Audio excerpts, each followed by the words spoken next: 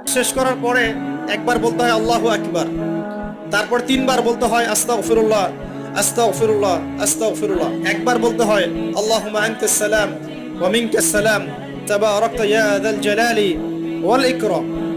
আরো বলতে হয় আল্লাহুম্মা আইন্নি আলা যিকরিকা ওয়া শুকরিকা ওয়া হুসনি ইবাদাতিকা। এগুলো পড়তে হবে না?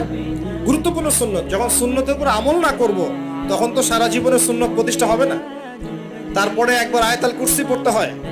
নবীজি বলেছেন সাল্লাল্লাহু আলাইহি ওয়াসাল্লাম, যে ব্যক্তি প্রত্যেক ফরজ নামাজের পর আয়াতুল কুরসি তেলাওয়াত করে মৃত্যু ছাড়া জান্নাতে যাওয়ার জন্য কোনো বাধা নাই তার। মরে গেলে জান্নাতে চলে যাবে ইনশাআল্লাহ।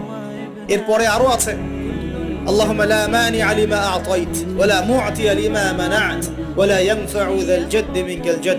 আরো অনেক দোয়া কালাম আছে। 33 বার সুবহানাল্লাহ, 33 বার আলহামদুলিল্লাহ, 33 বার আল্লাহু আকবার, তারপর কালিমা শাহাদাত।